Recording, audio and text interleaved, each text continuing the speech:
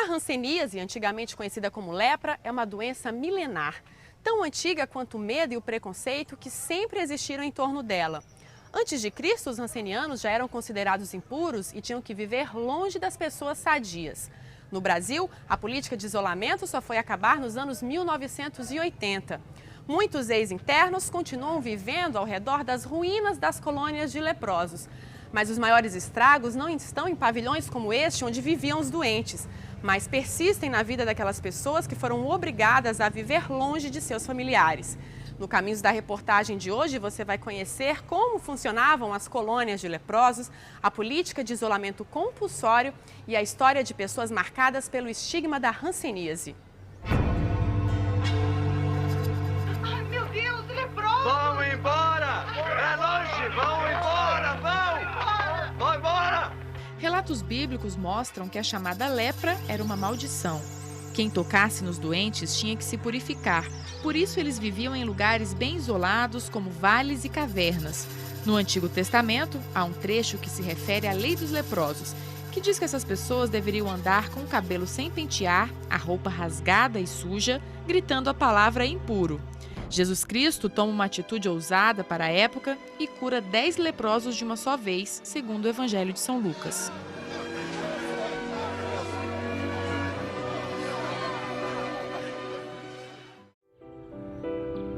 O problema é que, passados 2000 anos, essa realidade não mudou muito. Embora a cura da doença tenha surgido nos anos 1940, as pessoas diagnosticadas com hanseníase no Brasil ainda eram obrigadas a viver em colônias até os anos 1980. Algumas delas eram verdadeiras cidades, com mais de 5.000 habitantes, como a de Betim, em Minas Gerais. A Santa Isabel foi a maior colônia do Brasil, com 5.000 internos. Fundada em 1921, ela foi erguida entre o Rio Paraopeba e a Mata Atlântica, o que dificultava a fuga dos hansenianos que não queriam viver no isolamento. Hoje o local é um bairro afastado do centro de Betim. Aqui ainda vivem cerca de 700 ex-internos. É comum ver pessoas nas ruas com as sequelas que surgem quando a doença não é tratada, como deformação ou perda dos dedos. Aqui funcionava o pavilhão das mulheres. Jovens solteiras ou separadas dos maridos e dos filhos pela doença tinham que dividir espaço com outras tantas condenadas ao isolamento perpétuo. O pavilhão dos homens também está aos pedaços. Os prédios abandonados não são sombrios só porque estão em ruínas, mas pelas lembranças que trazem aqueles que passaram por aqui. É o caso de Adilson, que viveu na colônia dos 12 aos 21 anos. Era o lugar onde ficavam aquelas pessoas mais sequeladas possíveis. E a gente vinha fazer uma visita aos domingos, depois da missa, e a gente pensava, a gente era menino ainda, né? A gente pensava assim, será que eu vou ficar assim? Então, assim, era uma tristeza muito grande. Aí a gente, às vezes, começava a chorar. Ver a família era algo raro e cheio de restrições, só por meio do parlatório. Aqui, esse balcão, tinha um grande vidro, né? Grosso, onde que se via para as crianças que viriam visitar seus pais para conversar com seus pais. Esse vidro era para proteger, né, para não ter nenhum contato físico, e porque havia aquele grande medo que a doença era muito contagiosa. A segregação por causa da doença já começava na entrada da colônia, onde, ironicamente, há uma frase em latim que diz: "Aqui ficaremos muito bem". O portão tem 2 guaritas, uma para um funcionário com hanseníase que recebia os novos internos que vinham morar na colônia. E do outro lado, uma segunda guarita para um funcionário que não tinha a doença e que recebia os familiares dos pacientes. Os recém-chegados eram orientados a esquecer o passado e os relacionamentos amorosos que tinham ficado para trás e a recomeçar a vida. Cada um assumia uma função dentro da colônia. Haviam todas as profissões, pedreiros, carpinteiros, marceneiros, coveiros, a polícia, havia a polícia interna que cuidava, havia o delegado, havia o intendente, todas essas profissões eles aprendiam na prática, muitos nunca tinham feito esse tipo de trabalho. Todos internos? Todos internos. Naquela época, a diversão era muito importante para esquecer os problemas. No Memorial de Santa Isabel, encontramos fotos dos times de futebol, dos concursos de beleza e até objetos de bandas e do cinema na colônia. No teatro, que existe até hoje, havia sempre apresentações. Alguns ex-internos mantêm a tradição com o grupo de seresta Reencontro.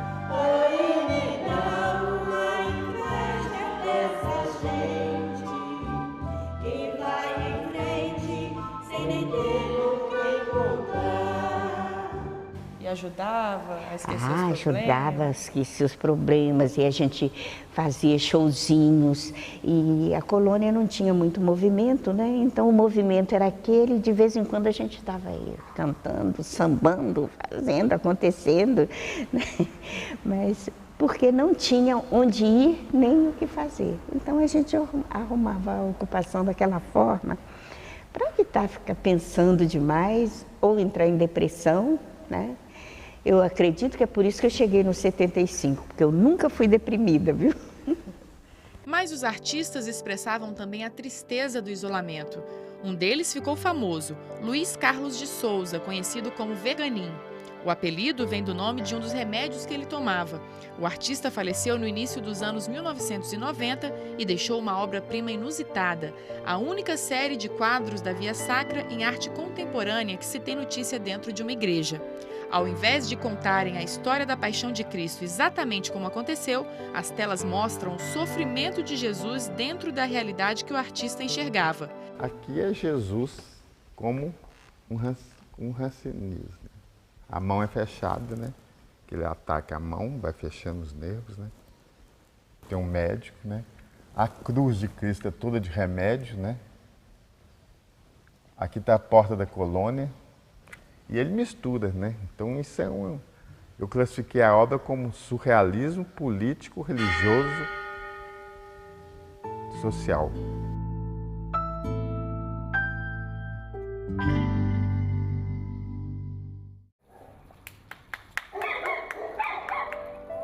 Fomos conhecer a história de uma família que se formou dentro da colônia. Quando decidiram namorar, tiveram que se submeter às regras rígidas estabelecidas pelo diretor. A gente sentava para namorar, não podia ser muito perto um do outro, era mais longe, não podia pegar na mão, beijar, nem pensar. Nós somos do cinema, então pegamos na mão e quando o diretor disse que a gente estava beijando, mas não surgiu o beijo, não. Então eu fiquei 30 dias detida dessa vez, no pavilhão injustamente. Quando o isolamento compulsório acabou na colônia, em 1985, eles realizaram o sonho de completar a família. Adotaram o Tiago. Assumir a vida de uma criança é uma coisa muito linda, dar amor e carinho e receber. Eu sou grato a Deus por ter colocado ele no meu caminho.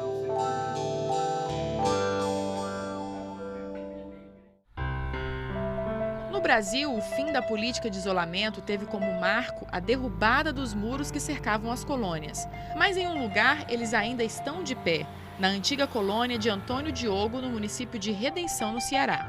Antigamente, quem vinha para cá chegava no último vagão do trem, reservado só para as pessoas com moléstias contagiosas, e descia nesta estação, que fica a 1 quilômetro do local reservado só para quem tinha hanseníase.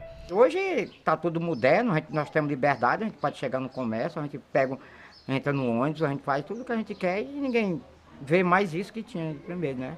A colônia vivia basicamente da produção rural. Se plantava de tudo. Aqui é uma colônia que as terras são altamente férteis. O que plantar dá. O local está todo conservado com a mesma arquitetura do passado e os prédios continuam em atividade. Muito diferente da antiga colônia do Prata, no município de Igarapé-Açu, no Pará. A colônia do Prata foi inaugurada em 1923 como o primeiro local de isolamento em zona rural do Brasil. Os antigos pavilhões onde viviam os rancenianos chegaram a abrigar mais de 1.500 pessoas. Hoje, eles estão abandonados. A situação não deveria estar assim, já que a colônia pertence ao Patrimônio Histórico Nacional. Depois que o local foi desativado, este prédio ainda serviu como escola, mas a falta de conservação impediu que qualquer atividade fosse desenvolvida por aqui. A construção centenária era o ponto central das atividades do seu Ricardo, que há 30 anos foi o prefeito da colônia. Naquela época, as ordens eram dadas por meio deste alto-falante, que hoje permanece na Praça Central como lembrança.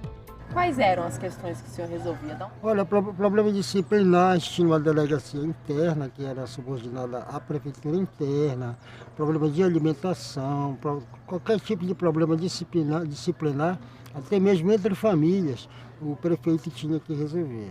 Todas essas histórias nos fazem pensar que a hanseníase ficou no passado, o que não é verdade. No Brasil, surgem mais de 30 mil novos casos por ano. Desses, 8% são crianças. A tendência das crianças estarem sendo acometidas cada vez maior. O que significa isso? Significa que a endemia está descontrolada. Dados da Organização Mundial da Saúde mostram que a Índia é o país com maior índice de novos casos de hanseníase. O Brasil vem em segundo lugar. Mas se compararmos o número de casos com a população total do país, essa ordem se inverte. O Brasil pula para a primeira colocação, com 33 mil atingidos para menos de 200 milhões de habitantes. Na Índia, são 140 mil infectados para uma população bem maior, 1,240 bilhão de habitantes. Nos anos 1990, o governo assinou um pacto internacional firmado entre 122 países para diminuir o índice de ocorrência da hanseníase. A meta era de um caso para cada grupo de 10 mil habitantes. 20 anos depois do pacto, apenas 3 países ainda não atingiram o objetivo: Brasil, República do Congo e Sudão do Sul. Quais são as principais dificuldades? Eu lhe diria que vontade política do gestor municipal de colocar o diagnóstico e tratamento no seu município. Porque isso é um trabalho que a gente tem feito de conscientizar o gestor através do CONASEMS, com a parceria forte do CONASEMS, né, que tem nos apoiado muitíssimo, né, em conscientizar que hanseníase é um problema sério de saúde pública. Outro entrave para a eliminação da doença é a falta de centros de saúde preparados para fazer o diagnóstico e oferecer o tratamento. A gente tem capital brasileira com mais de 2 milhões de habitantes que tem 2 lugares fazendo diagnóstico de hanseníase, diagnóstico e tratamento de hanseníase. Ou seja, isso vamos dizer, é quase acesso inexistente. Fábio conhece bem a dificuldade de se fazer o diagnóstico. Entre idas e vindas a vários hospitais, foram 2 anos para descobrir a hanseníase. Um total que eu fiz de alergia, mais de 20 testes alérgicos. Eu cheguei a fazer até teste alérgico à televisão. Fiquei na frente da televisão mais de 20 minutos para ver se eu era alérgico à televisão. Enfim, não era alérgico a nada. Quando eu descobri que eu tive hanseníase, que para mim era um desafio, eu falei, não, agora eu vou até o final. A hanseníase é provocada por uma bactéria. Quando ela entra no organismo, fica incubada em média por 5 anos. Mas os sintomas podem levar até 20 anos para aparecer. A fase inicial da doença é caracterizada por manchas claras ou avermelhadas. Nessas áreas, a pessoa perde a sensibilidade. Em seguida, a hanseníase ataca os nervos nas extremidades do corpo, como as mãos, os pés e as orelhas.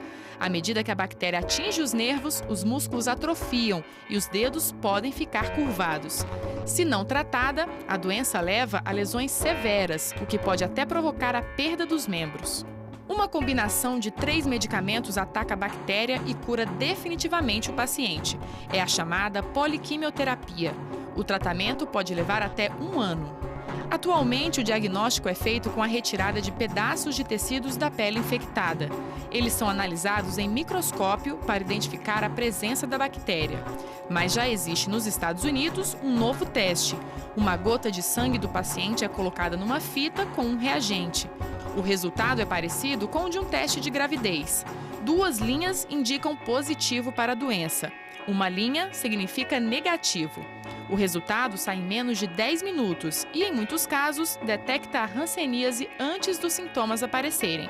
A doença só é transmitida após um contato próximo e prolongado com o paciente, mas a maioria das pessoas tem uma resistência natural à bactéria. Estima-se que 90% da população mundial seja imune à hanseníase.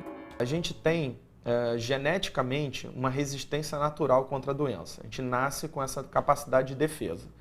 Então, se estima mais ou menos em torno disso, é uma estimativa, que cerca de 10% não teriam essa resistência, ou seja, 90% se defendem adequadamente.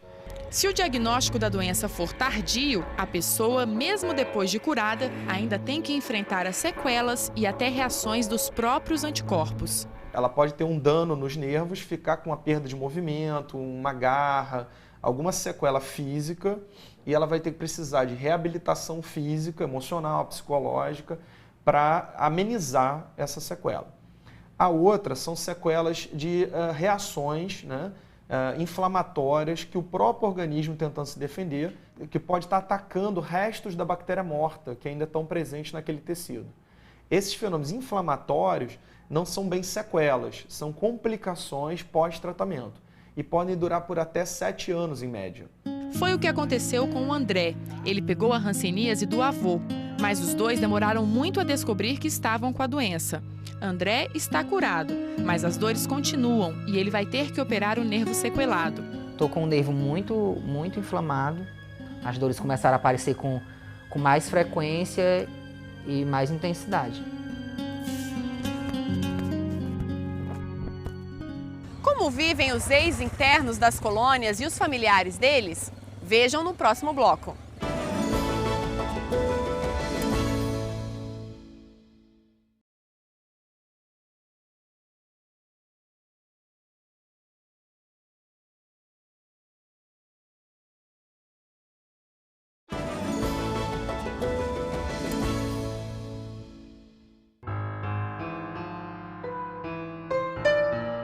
As colônias, ou leprosários como eram conhecidos, sempre existiram no Brasil por uma imposição da própria sociedade, que tinha pavor da hanseníase. Em 1923, o isolamento compulsório virou lei. O governo se comprometeu a construir e estruturar colônias por todo o país. Criou-se a figura da polícia sanitária, profissionais da área da saúde conhecidos como médicos caçadores, responsáveis por sair à procura de pessoas com suspeita de hanseníase, para fazer o diagnóstico e levar os que estavam doentes para as colônias, muitas vezes à força. Até crianças eram recolhidas pela polícia sanitária e algumas delas nunca mais viam os pais.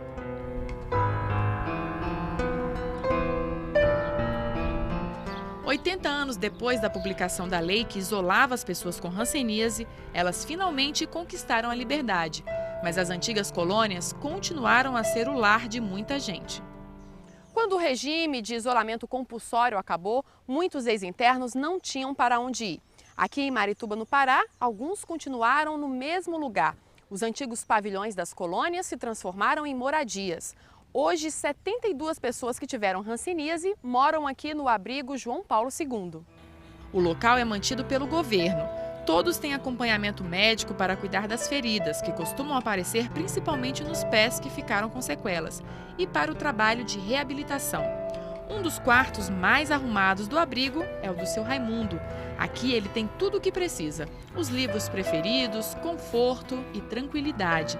Seu Raimundo chegou a morar em Belém, mas voltou para cá para ter um tratamento adequado. Eu tinha um ferimento no pé e já estava levando mais de ano para sarar. A tendência era piorar, como vinha piorando. Eu não conseguia, numa casa de saúde em Belém, um hospital, que me desse condição de passar mais tempo lá, 1 mês, 2, 3. Aqui eu posso passar até 1 ano, se for preciso, para sarar um ferimento. Coisa que lá eu não podia. Um dos primeiros moradores da antiga colônia de Marituba foi o seu Benedito. Ele foi internado em 1943, aos 14 anos. Chegou por aqui assustado com a doença e se recusava a tomar a medicação. No dia que eu fui estrear, o doutor me deu pela primeira vez a sulfa, eu cheguei no pavilhão, mostrei para os meus colegas, né? O cara, em vez de incentivar, tirar, e tu vai tomar isso? Fulano, quando começou a tomar, antes de tomar, era perfeitinho. Aí amostravam bem aleijado, né? Depois que ele tomou isso, olha como ele ficou. Eu passei 2 anos sem tomar.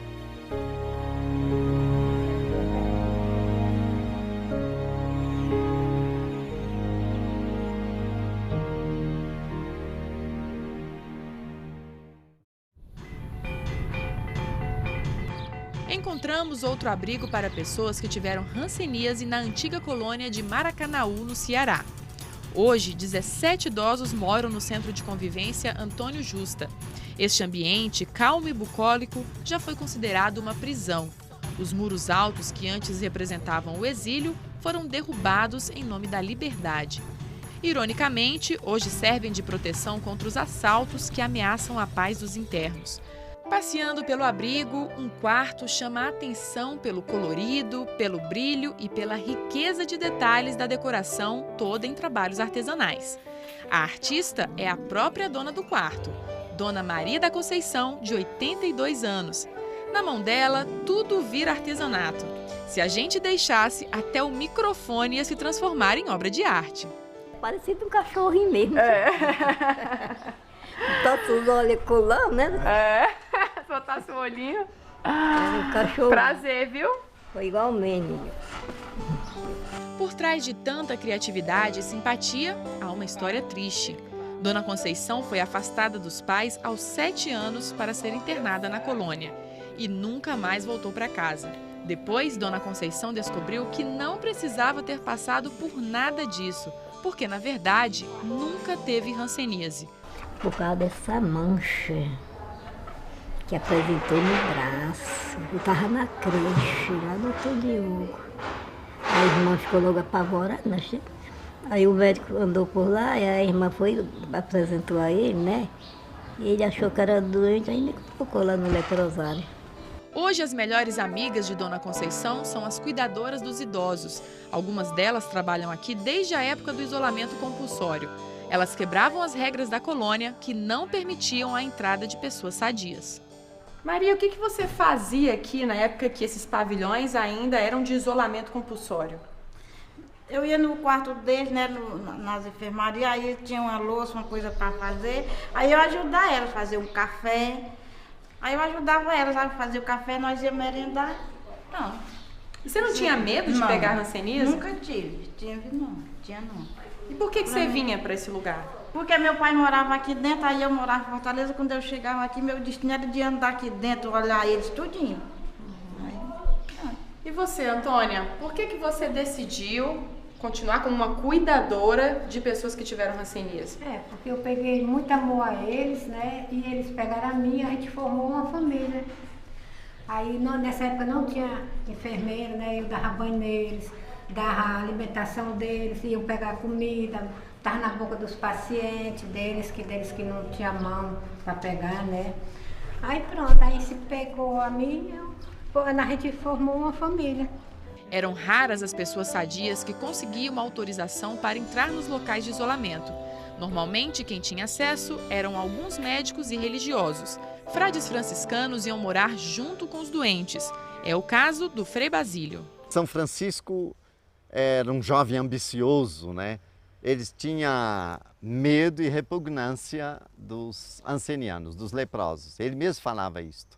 Mas começou a contemplar Cristo crucificado, então via uma certa identificação entre Cristo e aquele homem lá excluído da sociedade. Então um dia ele desce do seu cavalo, abraça aquele homem, o beija e começa a cuidar dos leprosos. Ele fala que isso foi uma conversão, uma mudança interior, que antes aquilo que era para ele amargo e repugnante, tornou-se doce ao coração. O maior impedimento para que as pessoas entrassem nas colônias não eram as regras rígidas de isolamento, e sim o medo e o preconceito. A sociedade não aceitava a ideia do convívio com quem tinha a doença, considerada maldita há milhares de anos. Mesmo depois da descoberta da cura, até os familiares dos internos se recusavam a se aproximar das colônias. Além dos preconceitos do povo de fora, e tem família aqui que a própria família rejeitava. Porque tem muitos deles aqui que morreram aí, que nunca vieram e não voltaram mais. Seu Pirelli foi levado à colônia em 1953, aos 12 anos de idade. Lá ele descobriu que, por causa da hanseníase, não podia realizar um grande sonho, ser militar. Com o passar dos anos, a doença foi deixando marcas nas mãos, nos pés e até nos olhos.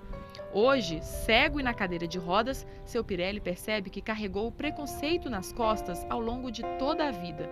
Mas isso nunca o impediu de ser feliz. Bebo cerveja, bebo uísque, bebo, socialmente bebo.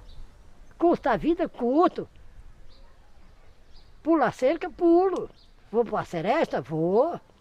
Só tem uma coisa que eu gostava que não posso fazer hoje. É dançar forró. É essa a vida do Pirelli. Essa é a vida do pneu Pirelli. Carequinha, mas está rodando nesse Brasil afora, Manuela. Outro que queria ser militar era o seu Jovino Augusto, que mora na antiga colônia Tavares de Macedo, na cidade de Itaboraí, no Rio de Janeiro. Quando eu fiquei doente, até os 7 anos, 6 anos, eu ia na casa do meu tio lá na ilha, que ele é da aeronáutica, ele era taifeiro na época. Agora ele está reformado. Eu ficava sonhando, falava com minha mãe, eu vou crescer, eu vou entrar aí, vou entrar nessa farda, entendeu? Mas surgiu a doença, né? Acabou com o meu sonho, né? As manchas de hanseníase surgiram aos 7 anos de idade. Aos 11, ele foi internado e em poucos anos teve alta. As sequelas vieram muito tempo depois, por causa de outra doença, a diabetes. Mas aos 18 anos, Jovino se sentia preparado para o serviço militar, depois de ter passado por todas as etapas do tratamento da hanseníase. Ao se alistar, veio a surpresa. Dispensado e no certificado veio notoriamente incapaz para o serviço militar, né? Certificado de terceira.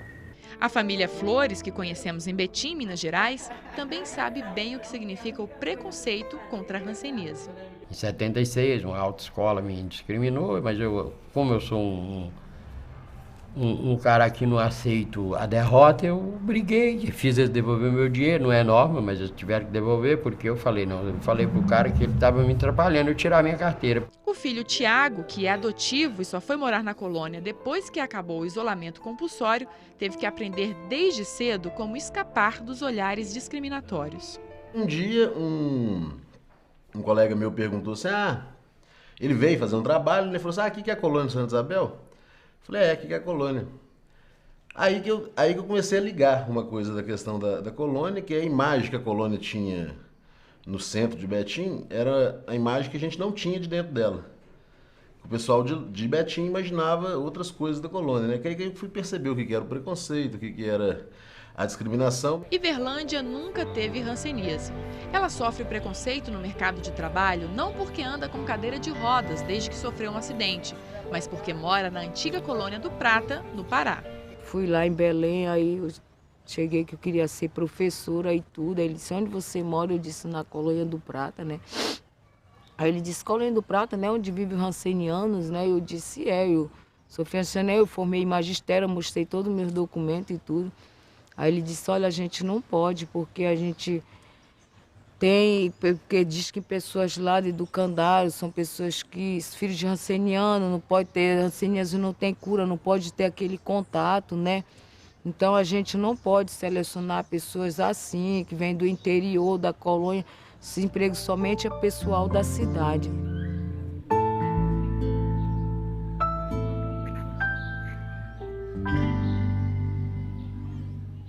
Engravidar na colônia era um drama. Nenhuma mulher podia ficar com um filho no isolamento para não contagiá-lo com hanseníase. Na hora do parto, a mãe não tinha nenhum contato com a criança. No máximo, a enfermeira mostrava o rostinho de longe. Os bebês eram trazidos para abrigos como este, feitos somente para filhos de internos. As crianças eram chamadas de ninhada de leprosos e os abrigos eram os educandários ou preventórios. De lá, algumas delas conseguiam sair para a casa de parentes. Outras eram colocadas para adoção, sem o consentimento dos pais internados nas colônias.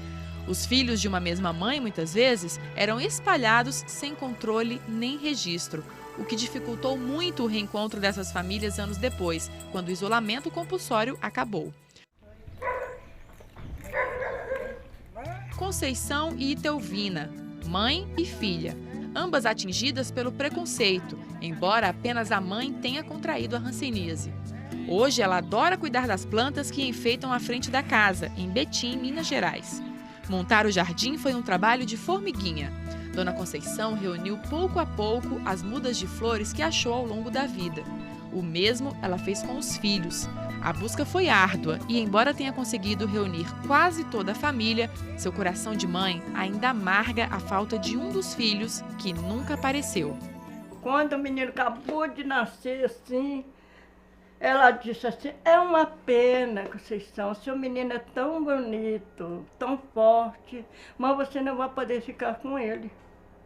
Você vai sentir essa tristeza de você ter carregado ele 9 meses, mas você não vai poder ficar com ele. Aí eu disse para ela assim, ô dona Nália, deixa eu ver pelo menos ele aqui no braço da senhora, já que eu não posso encostar nele, traz aquele aqui para mim, que eu quero ver o rostinho dele, quero ver como é que meu filho é. Não vi nada, não sei como. Aí ela falou assim, de longe, só de longe. Virou a cabecinha dele assim, de banda assim, eu olhei assim, senti uma tristeza profunda. E fiquei triste, fiquei muito triste de saber que eu tinha um filho que ia sumir de mim, que eu nunca ia saber dele, como eu não sei até hoje. Dona Conceição teve o bebê em 1959 e nunca conseguiu pistas do paradeiro dele. Uma separação que fizeram com nós nessa época, pior do que os escravos, sabe? Porque os escravos viviam lá nas coisas deles lá, mas viviam com a família. E os doentes tinham que separar de tudo. Eles isolavam a gente de tudo. O drama se repete na vida de Dona Antônia. Quando foi morar na colônia de Betim, também viu a família ser dividida.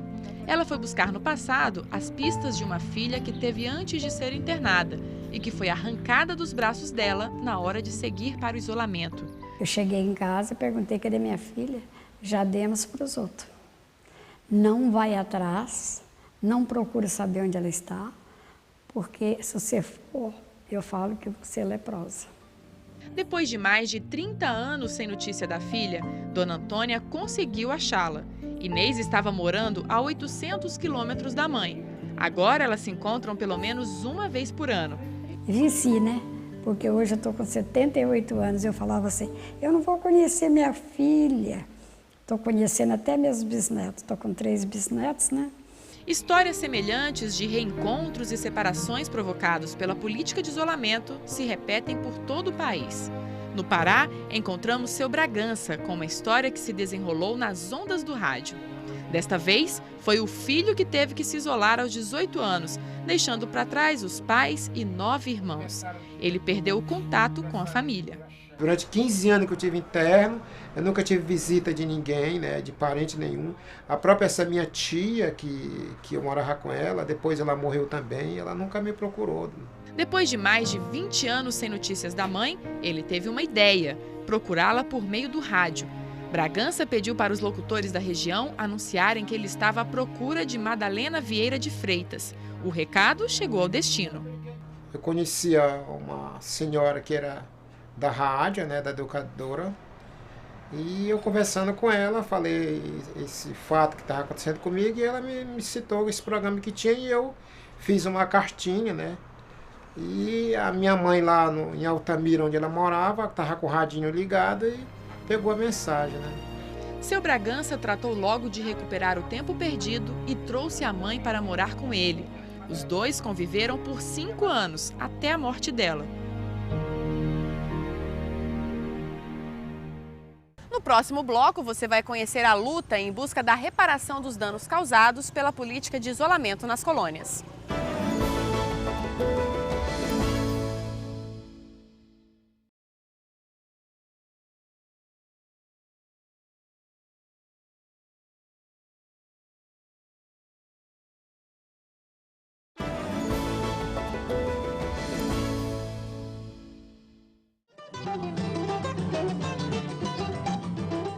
Os anos de 1940 foram marcados por fatos relevantes, como o fim da Segunda Guerra Mundial, a assinatura da Carta das Nações Unidas, que deu origem à ONU, a criação do Estado de Israel e, pela primeira vez, fala-se em cura da lepra. A droga sulfona foi usada para combater o bacilo de Hansen, com resultados positivos. Com o advento da sulfona, o Ministério da Saúde passou a divulgar que o paciente poderia ser curado, ou pelo menos ter a sua doença paralisada, que proporcionaria a ele a possibilidade de voltar ao convívio social. Mas na prática o isolamento continuou.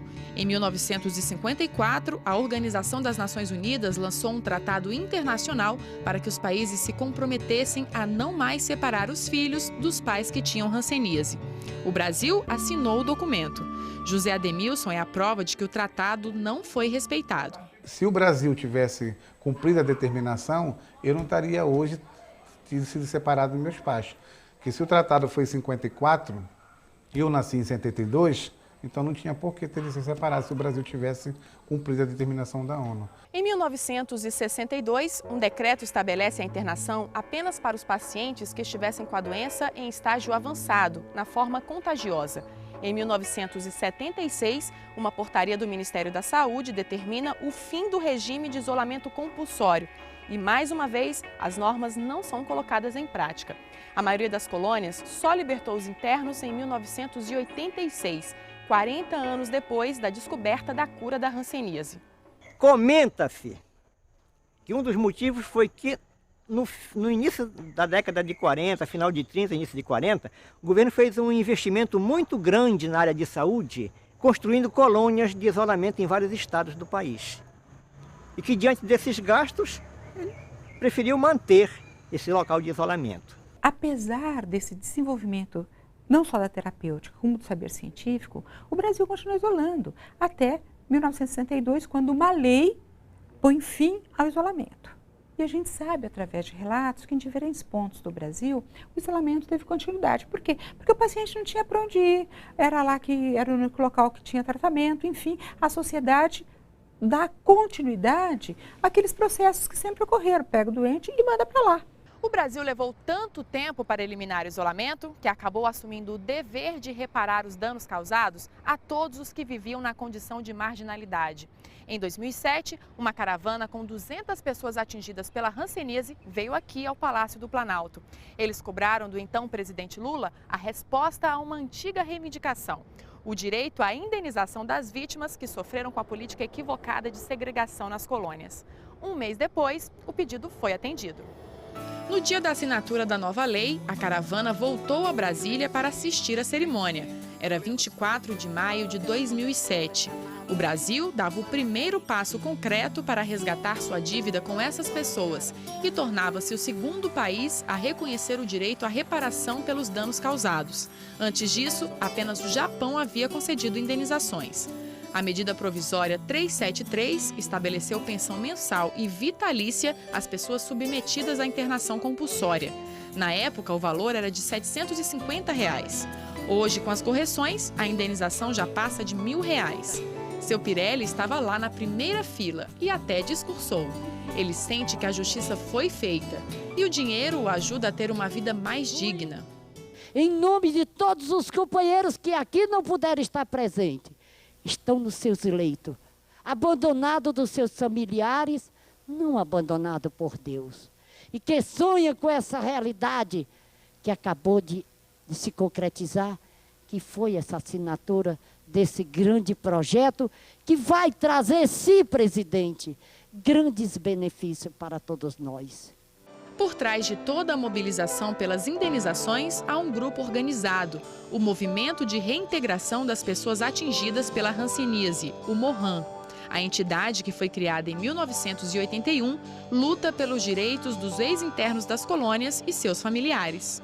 Nenhuma indenização vai pagar o que essas pessoas passaram, o que elas perderam nas suas infâncias, mas com certeza ela é um pedido de desculpas formal da sociedade brasileira com o que foi feito com elas. O MORHAN também desenvolve atividades voltadas para a eliminação da hanseníase por meio de campanhas de esclarecimento sobre a doença e sobre o tratamento. O movimento recebe o apoio de gente famosa. O cantor Ney Matogrosso conta que no início se surpreendeu com a falta de informação sobre a doença. Eu comecei a fazer no Brasil campanhas estaduais, já que não havia uma campanha, né, federal, assim. Eu comecei a fazer campanhas estaduais e era uma loucura, porque cada vez que a gente fazia uma campanha, o que aparecia era um número extraordinário assim, de pessoas doentes, né? Que sequer sabiam que estavam doentes. Garoto propaganda oficial do MORHAN, Ney faz questão de esclarecer. E as pessoas têm que saber que a doença não passa. Você pode abraçar uma pessoa com hanseníase, você pode cumprimentar, você pode beijar. A hanseníase é transmitida, se a pessoa estiver tomando remédio, ela não contamina mais. Basta a primeira dose do remédio e ela para de contaminar as outras. O Mohan continua acompanhando o processo de concessão de indenizações aos ex-internos das colônias. Para conseguir a pensão, a pessoa precisa enviar toda a documentação que comprove o período de isolamento à Comissão Interministerial de Avaliação da Hanseníase, que foi criada especialmente para analisar caso a caso. Januário Silva Fonseca foi deferido. Desde 2007 até hoje, a comissão já recebeu cerca de 12 mil processos. Mais de 10.200 foram avaliados e desses, 8.500 foram aprovados. Os pedidos continuam chegando. Só em 2012 foram 400. Seu Cristiano é um dos representantes do Mohan na comissão. Quase todos os meses ele sai da antiga colônia de Marituba, no Pará, e vem a Brasília para participar das reuniões. O governo achou que tinha que ter um representante do movimento social para acompanhar, primeiro para acompanhar, fiscalizar e também ajudar naquilo que era, na medida do possível, ajudar as pessoas que iam julgar os processos. Porque até então as pessoas não tinham nenhum conhecimento, nada do que acontecia dentro das colônias. E como eu fui designado pelo movimento por ter vivido dentro de colônia, eu acho que foi fundamental não a minha presença, mas a presença do movimento social para ajudar, para dirimir muitas dúvidas.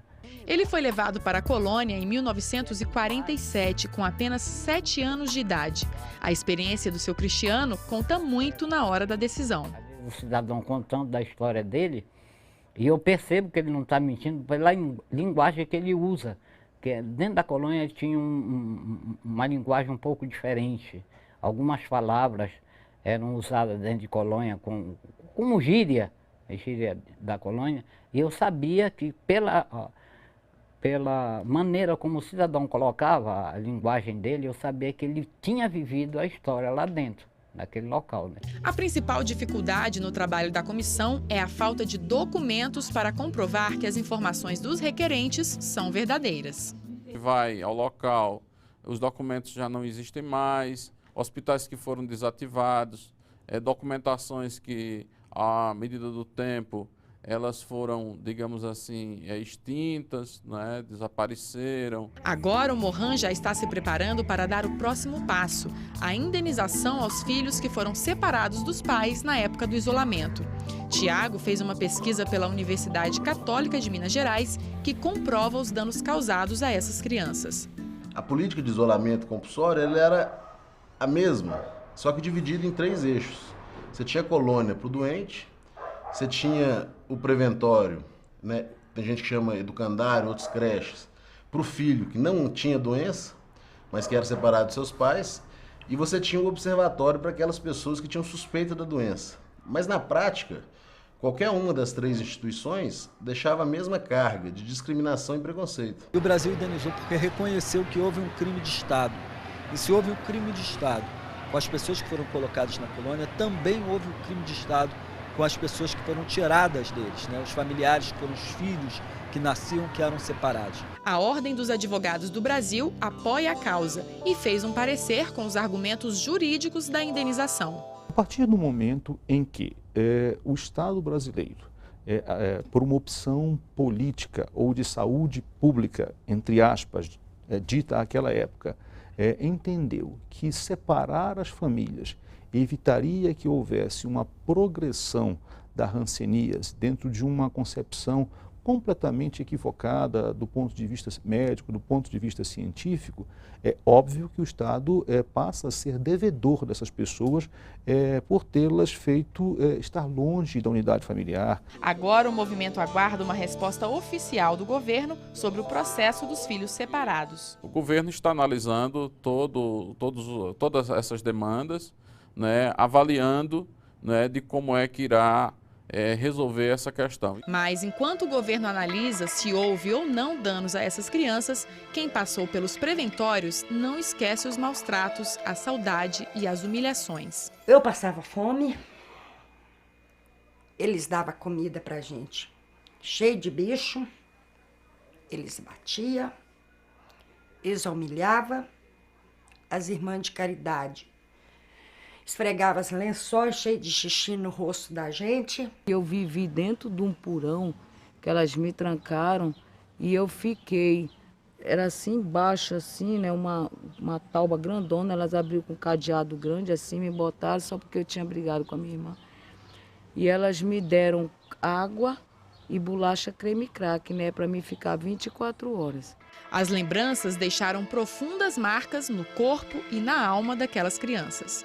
Ao serem levados para as instituições eram, para que essas crianças ficassem quietas, né? Elas eram dopadas com calmantes, tudo isso causou uma dependência muito grande nesses filhos. O que eu lembro é que eu dormia muito, diziam lá que era porque ele dava um remédio para uma turma ficar dormindo, enquanto a outra turma ficava acordada para os funcionários lá darem banho, dar de comer. Era pouco funcionário e muita criança. Eram mais de 300 crianças. Para mais ou menos 30, 40 funcionários. A falta de vínculo afetivo de José Ademilson com seus pais acabou refletindo na relação dele com o próprio filho. No nascimento dele até os 10 anos, eu não, pelo fato de... não sei se foi por causa disso, eu acredito que sim. De não ter tido o carinho de pai, de mãe, de ser criado com eles, eu reneguei também meu filho. Depois, com 10 anos, que eu comecei a gostar dele, explicar para ele o que eu passei, o que eu sofri, tá? E aí eu fui me juntando. Hoje eu amo ele e me ama. Outro problema que os filhos tiveram que enfrentar foi voltar a conviver com os pais desconhecidos. Se separar as famílias havia sido um choque, reuni-las foi ainda mais traumático. Foi o que aconteceu com a Iverlândia. Ela nasceu na colônia do Prata, no Pará. No primeiro dia de vida, foi mandada para um abrigo. Saiu de lá aos 11 anos para morar com o pai. Chegando aí em casa, a gente apanhava todos os dias, porque a gente não queria comer peixe, não queria comer caranguejo, açaí. Então eles obrigavam a gente a comer maxixe, eu apanhei que só. Teve de manhã que ele pegou o tijolo, botou eu e meus irmãos com o tijolo na cabeça, 9 horas até meio-dia, tanto que o Jango, o diretor da escola na época, foi lá: Valdir, tira teus filhos daí, Valdir, desse tijolo na cabeça. Não, eles têm que aprender a comer, eles têm que comer tudo. Essas irmãs educaram eles muito mal. Histórias de desencontros e reencontros também marcaram a vida de Aida. Ela estava no cartório tentando tirar a segunda via da certidão de nascimento, quando o juiz da comarca lhe disse algo surpreendente. Quando eu cheguei no cartório, lá, tudinho, com a paz, a gente se apresentou, ele viu, virou a carteira, minha carteira de identidade, me lembro como fosse eu. E virou, me olhou: conheço a tua irmã, ela mora perto de casa, não muito, mas mora. Antes disso, a Aida nunca teve interesse em ir atrás do passado. Mas agora que encontrou parte da família, quer ficar mais próxima deles. A mãe já faleceu. De 12 irmãos, até agora encontrou 6. Quando ela desceu do carro, eu olhei para ela e disse: não, mãe, né? é a Xéria que se dá a minha outra irmã, que eu tenho a proximidade, né? Aí foi que ela foi contar, se abraçou, né? Chorou. Aí ela falou assim: não acredito. Ela perguntou pela mamãe, a gente foi conversar, né? Então, para mim, foi um prazer muito grande. Eu senti uma emoção, né? Quase que eu choro, mas eu aguentei, né? Aguentei. A Aida conseguiu identificar a família porque foi registrada com o nome dos pais e com sobrenome idêntico ao dos irmãos. Mas nas colônias isso nem sempre acontecia, sobretudo quando os filhos eram adotados por pessoas desconhecidas. Nesses casos, a única forma de confirmar o parentesco é por meio do exame de DNA. Nós vamos conhecer agora a história da Carmen e da Sandra. As duas acham que são irmãs. Elas, ainda bebês, foram separadas da mãe, que estava com hanseníase. Uma foi parar em um abrigo e a outra foi adotada. Nós viemos procurá-las justamente em um dia muito especial. Elas vão receber o resultado do teste de DNA para saber se são realmente irmãs. Vamos ver então como é que está a expectativa para este momento. Sandra, Carmen. Olá, tudo bem? Boa tarde, tudo bom? Manuela, prazer. Olá, tudo bem? De cara, percebemos que as duas não têm muito entrosamento. É porque assim, devido a gente não ter sido criado junto, não criou aquele vínculo, aquele amor, a gente não tem, né? E ela reclama por um lado que ela não me ama, que eu não amo ela reclama, eu também reclamo daqui, né? Que ela só ama o Gilberto, porque eles foram criados juntos pra lá, né? Como eu fui criada separada, a gente tem sempre essa queixa, né? O resultado do teste de DNA vai ser divulgado em uma reunião do Movimento de Reintegração das Pessoas Atingidas pela Hanseníase, em Marituba, no Pará. Os exames são realizados de graça por meio de uma parceria entre o MOHAN e o INAGEMP, o Instituto Nacional de Genética Médica Populacional. Mais de 200 pessoas já colheram a saliva para fazer o teste. Dos vários locais que a gente já passou, a gente vê as histórias que as pessoas convivem achando que são parentes ou na dúvida se realmente são.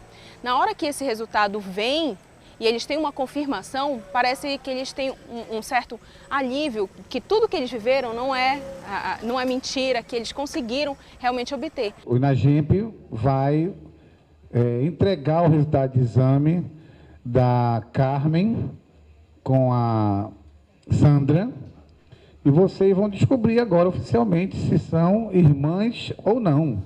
A probabilidade, antes de ser irmãs, é 50%, né? Ou era ou não era. E aqui diz que vocês, com 99,9% de certeza, são irmãs. Pronto. Oficialmente, Sandra e a Carmen acabam de saber que são oficialmente irmãs. E, finalmente, o sentimento entre as duas aparece. A hanseníase e a política de isolamento conseguiram destruir muita coisa. Os vínculos familiares, a liberdade e os sonhos. Mas não destruíram a esperança e a vontade de ter uma vida normal. Muitas cicatrizes vão ficar gravadas nas vidas dessas pessoas. Não há como apagá-las. Mas os problemas não são maiores que o desejo de viver dias melhores.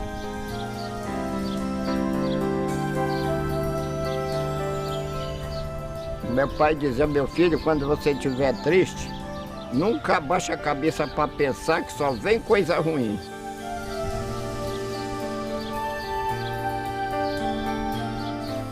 Sou feliz. Eu tenho felicidade para dar àquelas pessoas que acham que não é feliz, que se dizem felizes. E eu tenho para dar, dividir com essas pessoas um pouco de felicidade.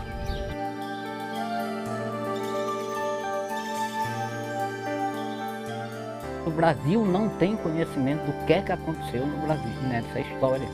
O Brasil não conhece essa história.